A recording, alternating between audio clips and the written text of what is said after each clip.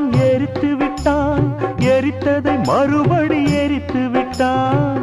தர்மம் காக்கும் தேவனோ தூங்கி போய்விட்டான். வாழ்க்கை எதுவென்று புரியவில்லை, வாய்விட்டு அழவும் வசதி இல்லை. வெந்த புண்ணில் அல்லவோ வேலும் பாய்ந்தது, விதியால் வந்ததா இல்லை சதியால் வந்ததே தொல்லை.